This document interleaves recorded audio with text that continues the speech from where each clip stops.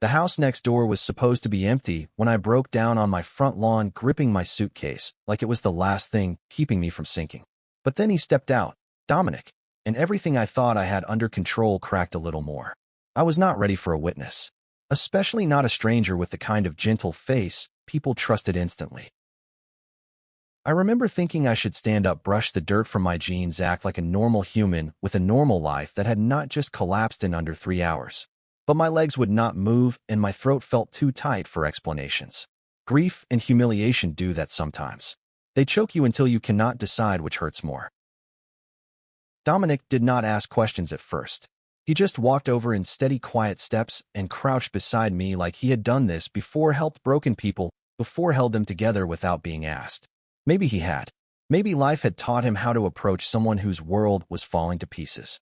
Either way, he sat near me, waited for me to breathe again, and somehow his presence made the air feel less suffocating. "You must be Brady," he said, finally, not pressing, just identifying. His voice was soft enough that I almost missed it. "I am Dominic. I think we share a fence line now." I blinked at him, remembering through the fog of panic that my landlord had mentioned a new tenant for the house next door.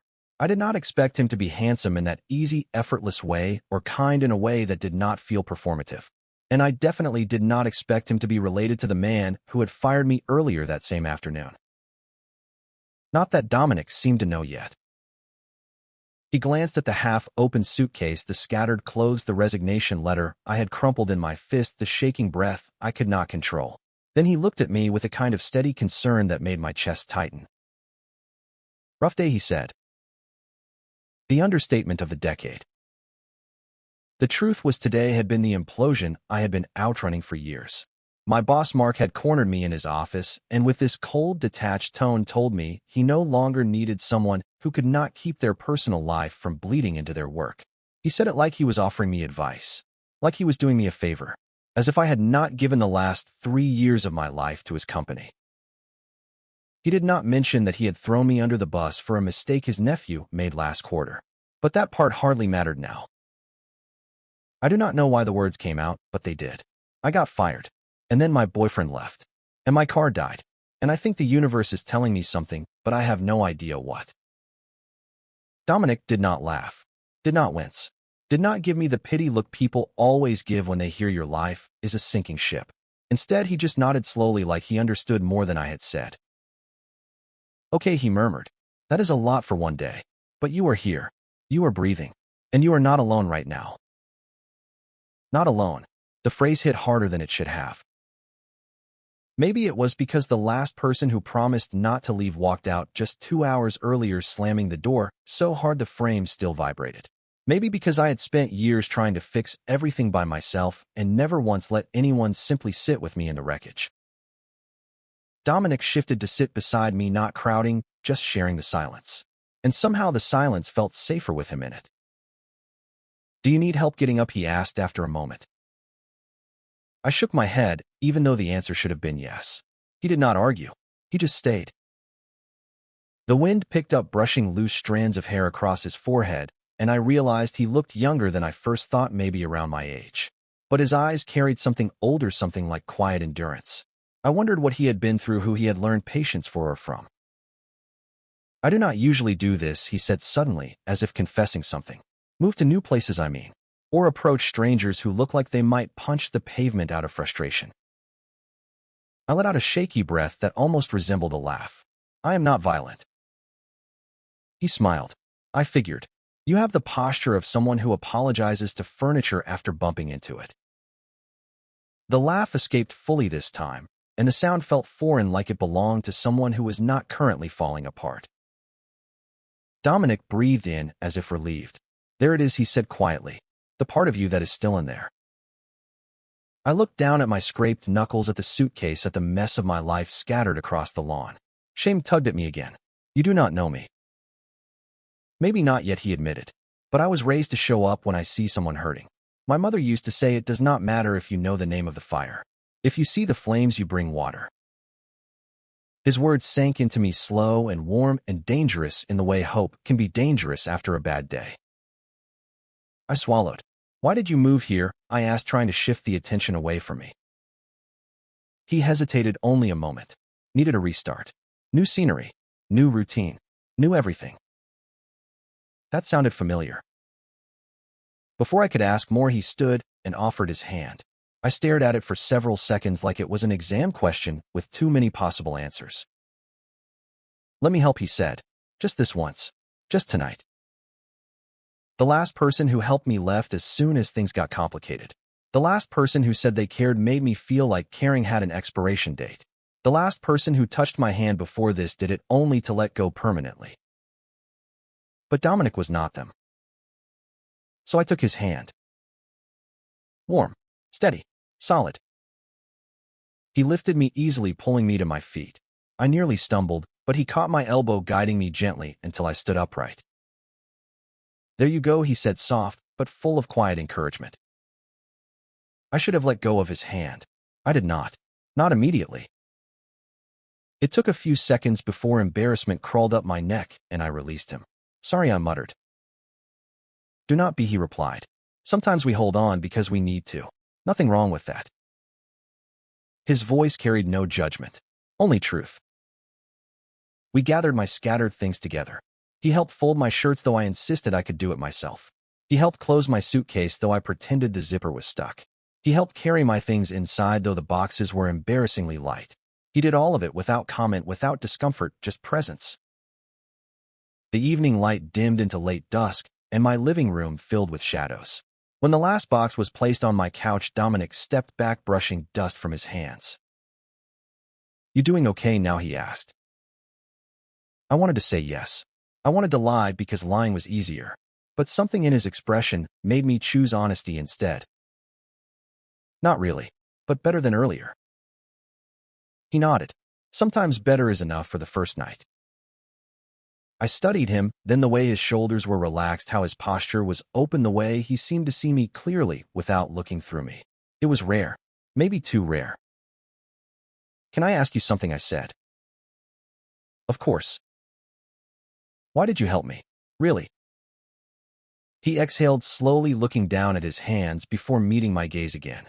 "Because you looked like you needed someone to stay." My chest tightened. People did not stay. Not for me. But he had. And that terrified me more than anything else. Dominic glanced toward the door, stepping back.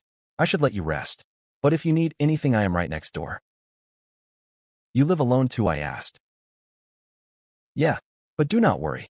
I am good at quiet." I think I believed him. He hesitated at the doorway, as if debating something, then finally said, "You will get through this, Brady. I do not know how yet, but I know you will. And until then, you do not have to pretend you are fine." Then he left. I stood there in the middle of my living room, surrounded by cardboard boxes and silence, and the faint echo of hope someone else had brought into the room. I did not know then what he would come to mean, or how our lives were about to twist together in ways neither of us expected. I did not know he was my former boss's cousin. I did not know that secrets have their own gravitational pull. And I definitely did not know that the man who helped me up from my lawn would be the same man who held me together months later when everything came crashing down again. All I knew was that for the first time in a long time, someone stayed. And his name was Dominic. I did not sleep that night. Not really. I lay on the couch, staring at the ceiling, listening to the refrigerator hum and the distant traffic and the quieter sound of my own breathing settling into something almost steady. Every time I closed my eyes, I saw Dominic's expression again, calm, patient, unflinching. The way he held out his hand. The way he said, "You are not alone right now," like it was a promise he intended to keep. People had promised me things before. They rarely followed through. Near midnight, I gave up trying to rest and walked to the kitchen for water. The taps sputtered before the stream smoothed out, and I caught myself wondering if Dominic was asleep behind the wall we now shared. Wondering what kind of restart he needed. Wondering why someone who seemed so grounded would choose a place like this, a quiet neighborhood with peeling paint and old fences and a mailbox that leaned to the right. Maybe he saw something here I could not see yet. By morning, exhaustion made everything look slightly unreal. I showered, shaved half-heartedly, and stared at myself in the mirror. My eyes were puffy, my jaw tense, my thoughts scattered. But I looked less wrecked than yesterday, which should have counted for something. Still, the day stretched ahead of me empty for the first time in years. No job to go to. No partner to text. No routine to anchor myself with. Just quiet. Endless quiet. A faint knock sounded at my front door. I froze, towel still in my hand. For half a second I hoped it was Dominic and immediately hated that I hoped it. Attachment is dangerous when you are vulnerable. I knew that. I had learned it the painful way. When I opened the door, he was standing there wearing a gray t-shirt and dark jeans, a paper cup in each hand, steam curling upward. His hair looked slightly damp from a shower, and he smelled faintly like cedar soap. "Morning, Brady," he said, offering a tentative smile. "I brought coffee. No pressure. You do not have to drink it. But I figured everyone needs caffeine for a day one after a day zero." I blinked. "You do not even know how I take my coffee." He extended one cup forward. Black, and the other, with cream and sugar. I got both so I would not assume. The gesture hit deeper than it should have. Thoughtful, careful, gentle in a way that felt almost old-fashioned. I took the cup with cream. "Thank you." "Want company for a few minutes?" he asked. Again, no pressure. I should have said no. I should have protected the little emotional stability I had pieced together overnight. But loneliness sat heavy in my chest, and the truth was I did not want to be alone with my thoughts just yet. "Yeah," I said softly. "Company would be good." He followed me inside, glancing around the still half-unpacked space. "You planning to keep the boxes?" he asked lightly. I huffed. "Planning implies I have a plan." "Fair point," he said with a nod. Then he walked to the window, pulled open the curtains, and sunlight spilled into the room, painting warm patches across the floor. Better. I took a sip of coffee. It was perfect. Not good in a fancy, expensive way, but good in a grounding, familiar way. "So what do you usually do on a Friday?" he asked, settling onto the far edge of the couch, giving me space. "Work," I answered. "Or I used to." "Right." He paused. "Can I ask what happened exactly? You do not have to tell me." It was the way he said it that made me answer. Not demanding, not fishing, just open. "My boss fired me," I said, "because his nephew made a huge error in a project review, and instead of owning it, he blamed me. My boss believed him, or pretended to. He said I had been distracted lately, that I was no longer dependable." Dominic's jaw tightened just a little. "Distracted how?" "My relationship was falling apart," I admitted. "I guess it showed." He listened without interrupting, his attention steady in a way that made me feel heard rather than examined. "When did the relationship start falling apart?" he asked. "Months ago," I said. "Maybe longer. We stopped listening to each other. He said I was too invested in the wrong things. Too soft. Too everything." Dominic studied me for a moment. "I do not think soft is a flaw," he said quietly. I looked down at my hands. He thought it was. Dominic took a sip of his coffee and let a thoughtful silence settle. "Sometimes people who cannot handle vulnerability label it as weakness," he said, "because they are afraid of what it would mean to let themselves feel the same things." I swallowed. "Did you study psychology or something?" "Not at all," he murmured. "Just life. Lots of observing. And a few mistakes." We sat in companionable silence for a moment. Outside, a dog barked somewhere down the street. A breeze rustled the old oak tree in my front yard. "How long are you planning to stay here?" I asked suddenly. Dominic shrugged. "As long as it feels right. I needed a break from the city. Needed to get away from some things." "What things?" He hesitated. "Nothing dramatic. Just overworked. Overstretched.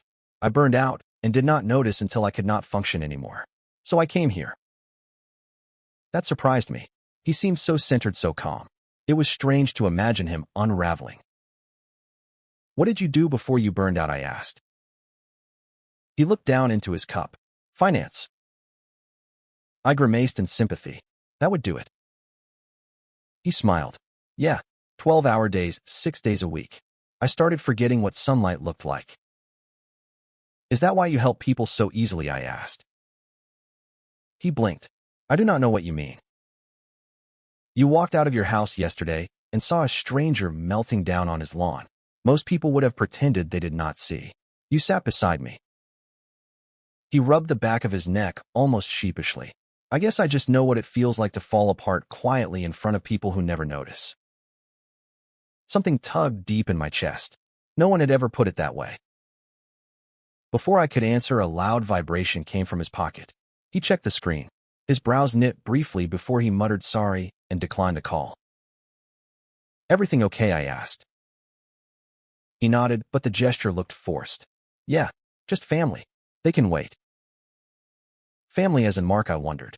But I did not know if bringing it up now would help anything, so I let it go. He stood stretching slightly. "You want to get out of the house for a bit?" My instinct was to say no. Leaving felt impossible. Facing the world after being fired felt humiliating. But something in his tone was steady enough that I reconsidered. "Where would we go?" "Somewhere simple. A walk. Fresh air. You do not have to talk if you do not want to." He made it sound easy. Safe. "Give me 10 minutes," I said. He nodded and stepped outside to wait on the porch. I changed into jeans and a soft sweatshirt, threw on sneakers, and glanced at myself one last time. I looked tired, but I also looked strangely lighter. Dominic smiled when I stepped out. "Ready?" We started down the sidewalk side by side. The morning was crisp and sunlight filtered through the trees, scattering moving shadows across the pavement. "I do not walk much," I admitted. He glanced at me. "You will today?" He said it gently, not as an order, but an encouragement. We walked in silence for several minutes, the kind that did not feel awkward. Every now and then I caught him looking around at houses, lawns, street signs, like he was studying the world with deliberate focus. "You like paying attention," I said. He shrugged. "You learn things that way. About people, about places, about what matters." "What matters to you?" His answer took a moment. "Stability, honesty, kindness, and choosing to stay when things get difficult. That one matters most, I think." My heartbeat stumbled. That sounded like something learned through pain, not theory. We reached the small park at the end of the street. A couple jogged past, a child ran toward the swings, a man walked his dog. Normal life happening like normal life does. We sat on a bench beneath a tall maple tree. Dominic leaned back, stretching one arm along the backrest without touching me. "So what do you want now?" he asked. "You have a clean slate whether you wanted it or not." I let out a breath. "I do not know. I thought I wanted career success, stability, being the reliable one. Then my partner told me he was tired of feeling like he came second to my work. And my boss told me I was too emotional to trust. So maybe I was doing everything wrong." Dominic shook his head. "Or maybe you were doing exactly what you thought you had to. People grow. People misjudge. You are allowed to start again." I stared ahead, watching sunlight flicker across the grass. "What if I fail again?" "Then you try again," he said simply. "And next time you will not be doing it alone." The words hit deeper than before. He spoke them like a fact, not a promise. "Dominic," I said, hesitating, "you do not know me. You do not have to take responsibility for me." "I know," he replied, "and I do not feel responsible for you. I want to help. That is different." "Why?" He looked at me, then really looked. "Because when I saw you on that lawn yesterday, I recognized that kind of quiet breaking. It looks different for everyone. But I knew it. And I remembered what it felt like when no one noticed mine." I went still. "I was drowning in plain sight," Dominic continued softly. "And nobody reached out. I promised myself that if I ever saw someone else sinking, I would not look away." His voice stayed calm, but there was a flicker of something heavy behind it. Loss maybe. Or regret. I swallowed. "Whoever did not show up for you, they were wrong." He smiled faintly. "I know. But the thing about falling apart is it teaches you how to put other people back together." We sat in silence again, letting the breeze move around us, the quiet stretch comfortably. After a few minutes, he nudged my shoulder lightly. "You hungry?" I shrugged. "A little." "Good, because you are coming with me to this small cafe I found on my way in. They have banana bread that will probably heal your soul." "Soul-saving banana bread," I said, arching an eyebrow. "Sounds intense." "I take baked goods seriously," he replied with a grin. We stood and walked back through the park. Somewhere along the path, he shifted closer, not touching, but near enough that I felt the warmth of him. I did not step away. The cafe was small with mismatched chairs and the smell of cinnamon drifting through the air. The woman behind the counter greeted Dominic by name. "How does she know you?" I whispered. "I came in this morning," he said. "Needed breakfast. And coffee. And directions. I also fixed her cash register paper jam, so we are friends now." I shook my head amused. "Of course you did." We sat by the window with 2 slices of banana bread steaming on small plates. I took one bite and stopped. "Okay," I admitted. "This is life-changing." Dominic nodded solemnly. "I told you." We ate quietly. Every so often he glanced at me with that same soft focus, like he was checking to make sure I was still okay. Halfway through the meal, he said, "So, Mark is my cousin." The fork slipped from my fingers, clattering against the plate. I stared at him. "What?" He exhaled. "I did not know he was your boss until he texted me last night. Apparently, he noticed your name on my new address paperwork. He did not mention the firing, but I am guessing he would avoid that." Heat flushed through my chest. "Did he tell you anything else?" "Not much," Dominic said. "Just that he hoped I would not get involved in office drama." I told him this is not office drama. This is being a decent human. I swallowed. "You do not have to defend me to him." "I am not defending you," he said gently. "I am telling him the truth. He was wrong. And he knows it, or he would not have been so evasive." My breath shook. "What if it makes things awkward for you?" "It will not," he said. "I left that world because of how people like him operate. I choose who I stand by now." Something warm unfurled in my chest, something I did not want to name yet. Dominic leaned forward slightly. "If my being related to him changes anything for you, tell me now." "It does not," I said. "It matters, but not in the way you think. Mostly I am surprised." "Surprised how?" "Surprised he has a cousin who actually listens." Dominic smiled softly. "We are not close. Not really. But family names do not define us. What we do does."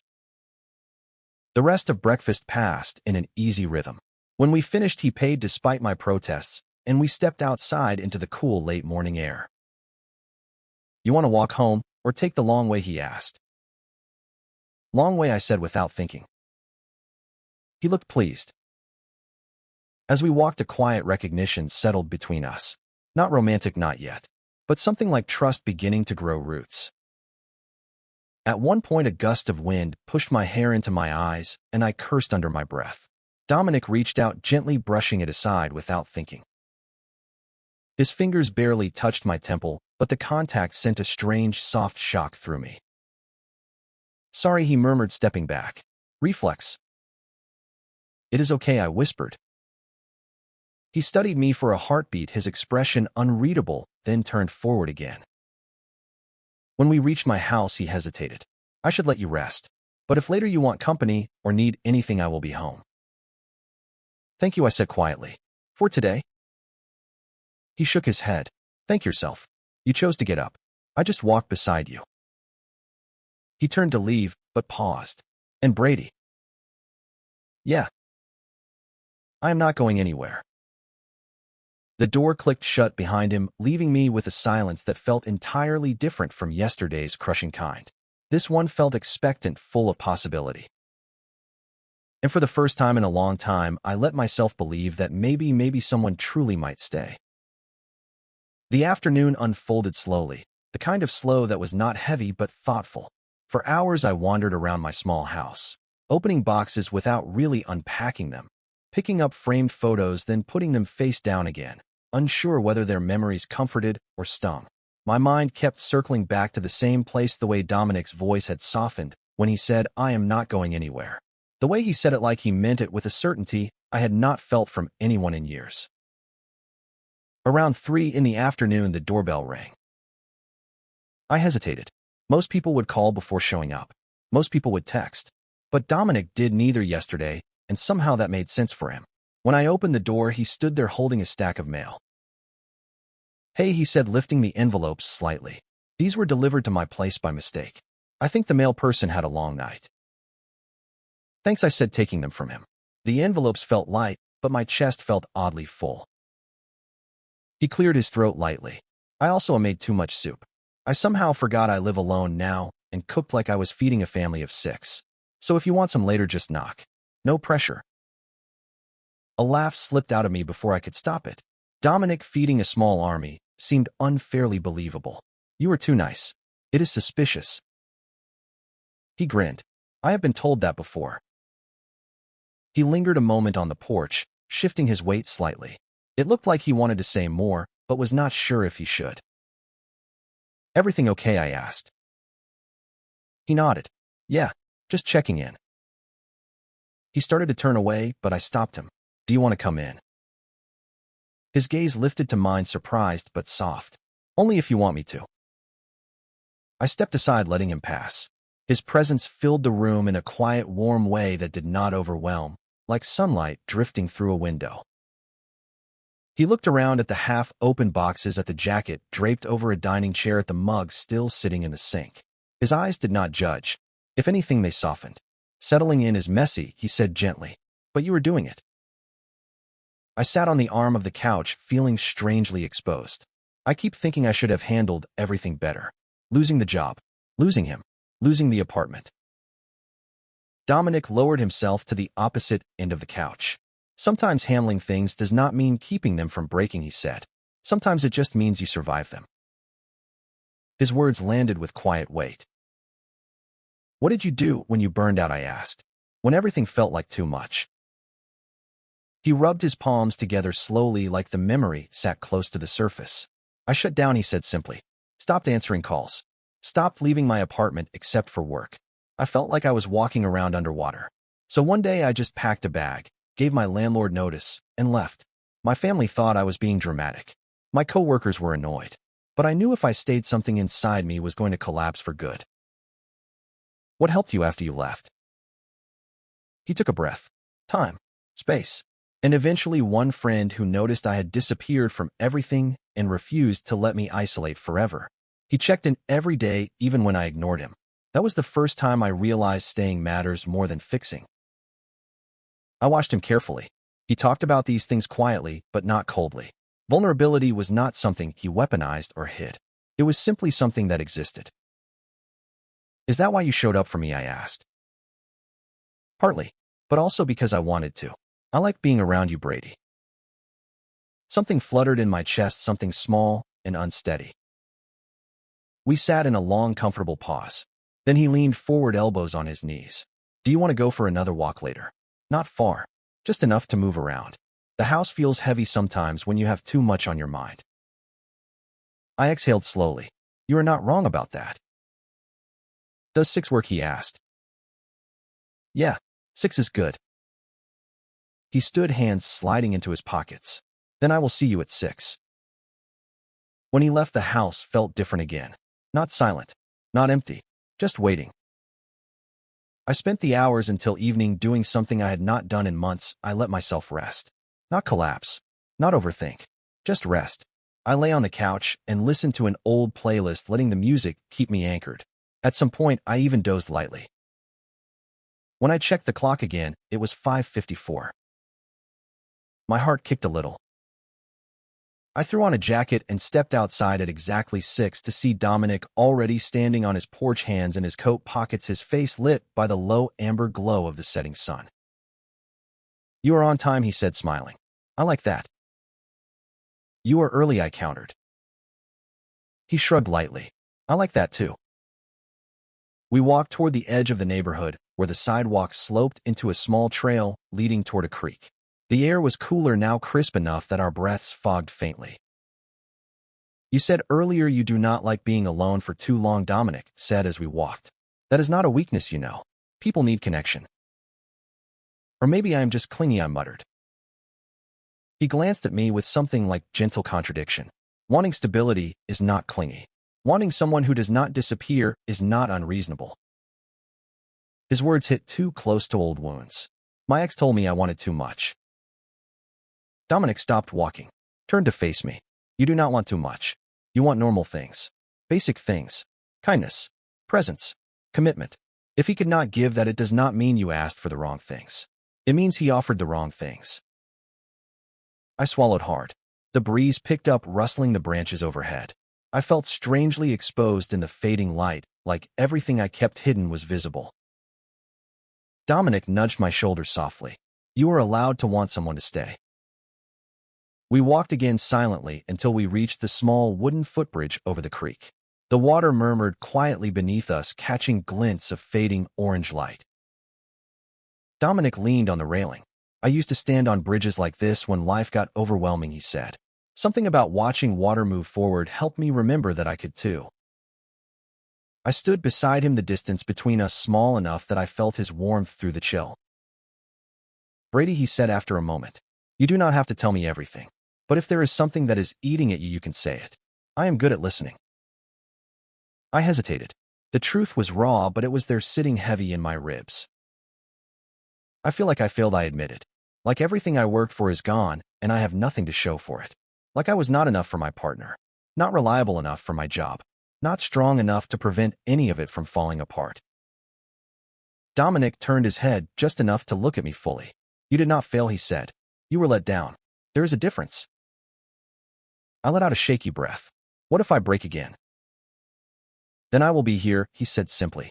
Not to fix you. Just to stand with you until you can stand again. My heart thudded once, deep and painful. You do not even know me, I whispered. He tilted his head. I know enough, and the rest I can learn. The sun dipped lower, casting the world in dusky blues and golds. For a long time, neither of us moved. The moment held something fragile, something forming slowly between us like the first hint of color in morning sky. Then Dominic said quietly, I am really glad you are here. I could not trust my voice enough to answer, so I just breathed in the cool air and let myself believe it. For the first time in a long time, the future did not feel like an empty room. It felt like a door. And Dominic was standing on the other side waiting.